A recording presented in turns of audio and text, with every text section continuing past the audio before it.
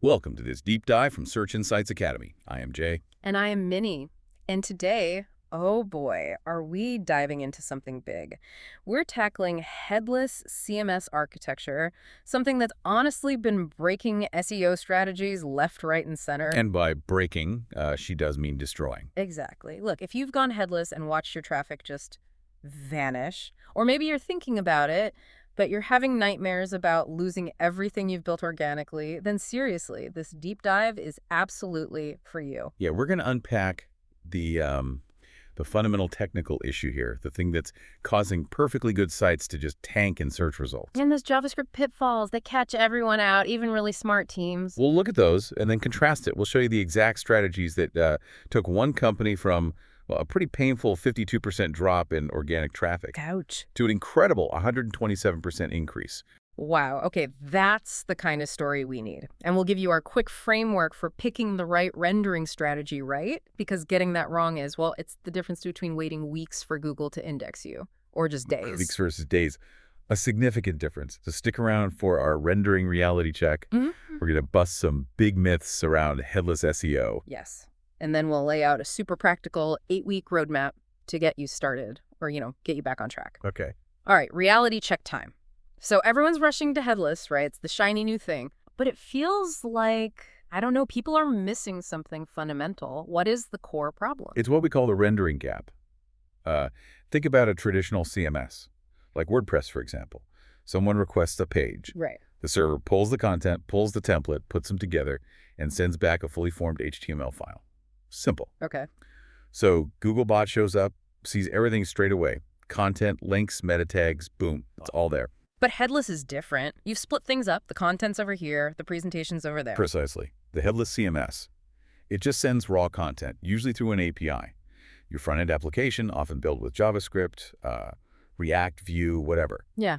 That's what has to take the content and actually build the page, typically in the user's browser. Yeah. And that's the gap. So, wait, if Googlebot hits that page before all that JavaScript runs, what does it actually see? Like, it literally can't see the content at first. Exactly. That's the entire point. That's what I've been saying. Right. Initially, Googlebot often just sees a very basic HTML shell, maybe an empty div element, and a link to a JavaScript file. Wow. No actual content, no useful meta description, no internal links for it to follow, nothing it can really use in that first hit. Yikes. So it has to just wait for Google to get around to running the JavaScript. It does. Google uses a two-stage process. Stage 1, fetch the basic HTML. Stage 2, put the page in a queue to be rendered later. Wait. That means actually executing the JavaScript to see what a user sees. And that queue, how long are we talking? Well, that's the problem. It can be hours, sometimes days, sometimes even weeks. Weeks. Oh, that sounds brutal. Especially if you've got, like, news content or e-commerce products that change all the time. It is brutal. I've personally seen sites lose 52%, half of their organic traffic, specifically because they went all in on client-side rendering without understanding this delay. It's like building a fantastic shop but keeping the front door locked most of the time. Wow. 52%, that's absolutely huge. It makes you wonder why anyone bothers with headless then. But here's the flip side. When it's done correctly, the kind of architecture headless allows can actually significantly outperform traditional platforms. We've seen sites get a 34% improvement in organic traffic because they moved to headless the right way. Okay, so it's not automatically bad. It's about how you do it. Right, let's bust some myths then. Myth number 1 I hear all the time. Headless CMS is just inherently bad for SEO. Completely false. As we just established, done right, it can markedly improve SEO performance. The underlying tech, if you choose the right rendering strategy, often leads to much better Core Web Vitals scores compared to older monolithic systems. Core Web Vitals, like page speed and stuff. Exactly. Real-world user experience metrics. Things like loading speed, how quickly the page becomes interactive. We've seen data showing, for instance, a 62% improvement in largest contentful paint. That's how fast the main content appears on the screen. No way! Better Core Web Vitals, seriously. I always thought headless was maybe faster for users, sure, but not necessarily better for Google's own metrics. It can be, when implemented correctly. Which brings us to myth 2. JavaScript always hurts SEO. Wrong again. Modern search engines, like Google, are actually incredibly sophisticated at rendering JavaScript, if you set it up right. The issue isn't JavaScript itself. It's making the user's browser, the client, do all the work of rendering before any meaningful content shows up. That puts the entire burden client-side and creates that rendering delay, that gap. Incredible. Yeah. Honestly, based on all the old SEO advice, I kind of thought JavaScript was the enemy. And here's a big one, especially for people used to WordPress. You absolutely need plugins like Yoast or Rank Math for good SEO on a headless site. Actually, no. Headless often gives you more fine-grained control, not less. You're not stuck with whatever features a plugin offers. You build the SEO controls you need directly into your content models, into the structure of your site. Like how? For example, you could create conditional schema markup. That's the code that tells search engine specific details, like this is a recipe or this is a product review. You can make that schema change dynamically based on, say, whether a product is in stock or not. Try doing that easily with a standard plugin. Uh-huh.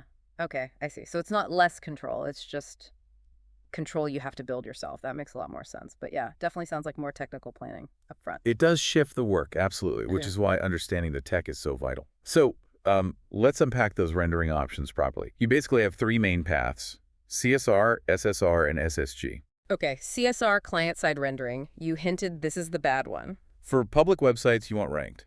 CSR is, well, it's the SEO killer.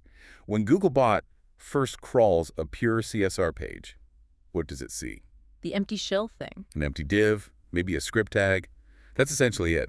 No real content, no title tag, no meta description, no canonical URL hint, nothing useful for ranking in that initial HTML response. Yikes. That sounds absolutely brutal from Google's point of view. It is. In some tests we've looked at, pure CSR pages took something like 3 to 5 times longer to get fully indexed compared to server-rendered pages. 3 to 5 times? Yes. We're talking potentially weeks just to get 90% of your pages properly into Google's index. So for any public content that needs to rank, CSR is, frankly, SEO suicide. Okay, message received. So, is there any reason to ever use CSR? Really only for applications where SEO is completely irrelevant. Think behind a login screen like a user dashboard or internal tools. If the user has to log in, Googlebot isn't going to see it anyway, so it doesn't matter. Got it. Makes sense. Okay, what about the next one? SSR, server-side rendering. SSR. For dynamic content you want ranked, SSR is pretty much the gold standard. Here, the server actually builds the full HTML page before sending it to the browser. So Googlebot gets everything straight away. Exactly. It arrives, sees a complete, crawlable HTML page immediately. 100% content visibility on that first crawl. And performance-wise, we've seen data showing about a 50% faster time to first byte compared to CSR. That's how quickly the browser starts receiving data. That speed and visibility sound fantastic. Doesn't that mean your server's working really hard building every page for every single request? What about server load? That's a valid point, yes. There is a server load consideration. But you can mitigate that quite effectively with smart caching strategies, different layers of caching for sites with frequently changing content news sites, big e-commerce stores, forums with user content. SSR is usually the best approach. Okay, and the last one, SSG, static site generation. That sounds like it would be the fastest. SSG is definitely the performance champion. With SSG, you pre-build all your pages into static HTML files, usually when you deploy your site. Like just simple HTML files. Exactly. When a user requests a page, they're just served that static file, often from a super fast CDN, a content delivery network. It's incredibly quick. Yeah, I've seen sites built with SSG achieve perfect Lighthouse scores. Perfect, like 100 across the board. Hundreds. Performance, accessibility, best practices, SEO, with page loads under a second globally. Wow, perfect scores. That's the dream. But Okay. Okay, what's the catch? Content freshness, right? If everything's pre-built, you have to rebuild the entire site every time a tiny thing changes. Traditionally, yes, that was the trade-off. But that's where newer techniques like ISR, incremental static regeneration, come into play. ISR. Yeah, it's kind of a hybrid. It gives you that blazing fast SSG performance for the initial load, but it lets you update specific pages either on demand or after a certain time period without needing a full site rebuild. It's really like the best of both worlds for a lot of situations. Interesting. Okay, so bringing it all together, how do you actually decide which one to use? Give us the quick cheat sheet. Okay, a simple framework. If your content is mostly static thinking, marketing pages, documentation, maybe a blog that doesn't update multiple times a day, go SSG. Maybe sprinkle in some ISR for pages that need more frequent updates. Makes sense. If it's highly dynamic, changing constantly news, big product catalogs, user feeds, then SSR is probably your best bet. Right. If you need heavy personalization, especially for logged-in users, you might look at SSR combined with edge computing, And for things like, say, site search results, where you need that instant client-side interaction after the page loads, you might use a hybrid approach load, the main content via SSR/SSG, then fetch search results client-side. Okay, that clarifies it a lot. And the one thing to absolutely avoid? I'll say it again, never, ever use pure client-side rendering for public-facing content that you need search engines to find and rank effectively. Just don't. Yeah. It's loud and clear. Okay. Theory is great, myths are busted, tech is explained, but does this stuff actually work in the wild? I'm dying to hear about those results you teased. Let's see some real numbers. Okay, let's talk about that fashion brand we worked with. As mentioned, they initially migrated to a pure client-side setup, and boom, that 52% organic traffic drop hit them hard. Oh man, I can just imagine the panic in those meetings. How did you even start to fix that? Well, the first step was a complete rethink of the front-end architecture. We rebuilt it using SSG combined with ISR for their key product and category pages. The absolute priorities were raw speed and making sure search engines saw the full content immediately. Okay, so strategic rebuild and the results. 6 months later? 6 months after the relaunch, a 127% increase in organic traffic compared to where they were before the initial disastrous migration. 127%. Get out of here. That's not just fixing the problem. That's massive growth. That's incredible. And the performance difference was quite stark. Their average page load time went from a pretty sluggish 3.2 seconds down to a blistering 0.8 seconds. Wow. Under a second. For a fashion site, likely with tons of images, that's lightning fast. Mm-hmm. That must have made a huge difference to user experience and those core web vitals you mentioned. Absolutely. Their core web vitals improved dramatically across the board, including that 62% improvement in largest contentful paint we talked about earlier. It all connects speed, user happiness, crawlability, rankings. So did it actually make them more money? Beyond just traffic, what about things like conversion rates? Was there a clear ROI on doing that big rebuild? The ROI, calculated just for the first year, was 247%. 247% ROI. Okay, that's staggering. And it wasn't an isolated case. We saw similar significant wins with a B2B SaaS company. They implemented SSR for their dynamic content section. So the result, 89% more of their pages getting properly indexed by Google. A 67% increase in qualified leads coming from organic search. Oh, and they also reduced their total platform running costs by 31%. Okay, those are the kinds of numbers that make you sit up and pay attention. It really hammers home the point. Do it right, and the rewards are huge. Do it wrong. Oh, we know what happens. Precisely.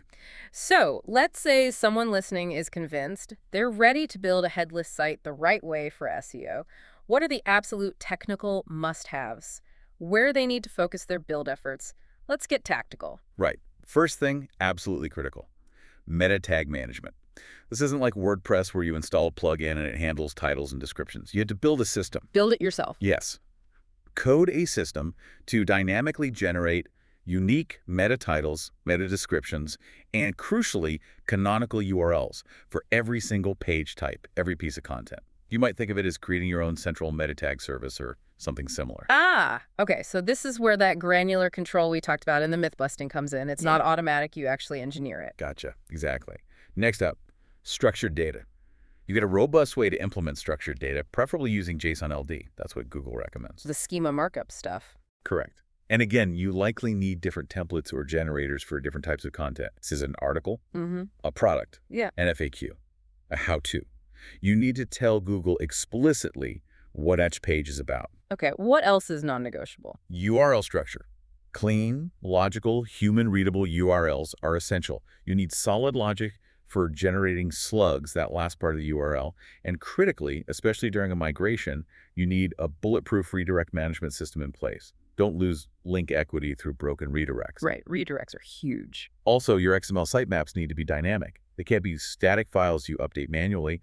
They need to automatically include new content and reflect the last modified dates accurately. It definitely sounds like the technical responsibility shifts quite a bit compared to traditional platforms. It does, but that's where the power lies.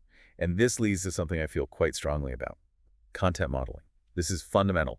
You must design your content models, the fields you set up in your headless CMS, with SEO in mind from day one. Don't treat SEO like an add-on later. Never. Build it in. Includes specific fields for your meta title, your meta description, maybe a target keyword field, fields for canonical URL overrides, index controls, perhaps even a drop-down to select the primary schema type for that content. Make it part of the content creation workflow. Yes. Absolutely. Planning that structure up front is so foundational. Trying to shoehorn SEO fields in after the fact sounds like a complete nightmare. It is. And then flowing from all this is performance optimization. It has to be part of your core development process, not an afterthought. And things like intelligent image optimization using the CMS's capabilities to serve properly sized next-gen format images. Like WebP or AVIF. Exactly. Also, route-based code splitting, only loading the JavaScript needed for the current page, not the entire site's JS bundle. And thinking about multiple layers of caching, CDN caching, API response caching, caching the rendered HTML itself. Okay, wow, that's a lot, but it's incredibly concrete.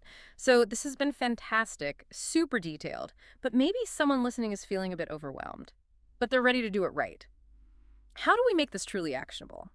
Can you give us that step-by-step roadmap? Okay, let's break it down. An 8-week implementation plan, roughly, weeks 1 to 2. Focus on the foundation. First, based on your content, choose your optimal rendering strategy, SSG, SSR, ISR, hybrid. Then start building the basic plumbing. Your meta tag generation system. Define your URL structure rules, configure your robots.txt file correctly, and get that dynamic XML sitemap generating. Okay, solid start. Get the core technical bits in place first. Makes sense. Weeks 3 to 4. Content architecture.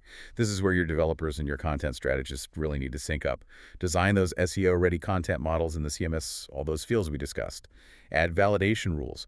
Plan your content relationships for internal linking. And critically, implement a reliable preview system so your content team can see exactly how things will look, including SEO elements, before they hit publish. Right, so this is where the content strategy really meets the technology build. Crucial collaboration time. Weeks 5 to 6. Deeper technical implementation. Now you build out the structured data templates for your different content types. Implement your image optimization pipeline, set up that vital redirect management system, and build out the logic for internal linking, maybe making it easy for editors to link related content. Okay, fleshing out all those important SEO features we identified. Weeks 7 to 8. Testing, testing, testing, and launch prep. This is crunch time before going live. Run exhaustive rendering tests. Use tools like Google Search Console's URL inspection tool, maybe third-party rendering checkers, to ensure Google sees what you think it sees. Validate all your structured data. Set up monitoring and alerts for any performance dips or indexation problems post-launch. And build dashboards to track core web vitals and page speed continuously. That feels like a really comprehensive, though definitely intensive, 8 weeks. But it seems manageable if you break it down like that. And what happens after week 8? It doesn't just stop there, right? Yeah. Absolutely not. And don't forget this point. It doesn't stop at week 8. Monitoring is absolutely crucial, and it's ongoing. You need automated rendering tests running regularly, constant tracking of core web vitals, daily checks on indexation status in Search Console. You need alerts configured so you know immediately if performance drops or if Google starts having trouble seeing your pages. Yeah, it really sounds like a much bigger commitment up front compared to just, installing a WordPress theme and a couple of plugins. But the level of control, the potential performance gains, and the growth opportunities seem, well, unparalleled if you get it right. They are. It's a fundamental architectural choice, and it has major SEO consequences one way or the other. Okay, before we finish up, let's just crystallize the absolute key takeaways from this whole deep dive. What are the must-remember points? Number 1 for me. Choose the right rendering method. It depends on your content. Yes, SSG for static, SSR for dynamic, ISR for the blend, and I'll say it one last time. Avoid pure client-side rendering for any public content you care about ranking. Period. Second, build SEO into your content models from the very beginning. Don't treat it like some optional extra you can add later. It needs to be part of the core architecture. Absolutely. Plan for meta fields, structured data needs, canonicals, index controls, internal linking relationships, right when you design how content is structured in your CMS. Third, monitor everything. Performance, rendering, indexation. Monitor it religiously. Set up automated checks and alerts. Don't wait for your traffic graphs to nosedive before you realize there's a problem. And finally, remember, this isn't just about fixing current problems. This kind of flexible architecture sets you up better for the future. Optimizing for voice search, for visual search, adapting to whatever AI-driven search looks like next, you'll be in a much stronger position. So true. Making these smart, albeit sometimes more complex architectural choices up front really pays off long term. Better performance, easier scaling, and ultimately much better search visibility. The alternative is, well, potentially losing half your audience overnight. If you want to dive even deeper, get into the real technical nuts and bolts. We've put together a complete implementation guide. It has code snippets, testing framework suggestions, even a checklist for choosing a headless CMS, all over at searchinsightsacademy.com. Awesome. And get ready. Next week, we're taking things even further. We're tackling something really cutting edge, building on this idea of technical control. We're going to be talking about building autonomous AI agents for SEO automation. The machines are coming, Yeah. presumably to write our meta descriptions more efficiently. You know it. Until then, keep optimizing. And we'll see you next week on The Deep Dive.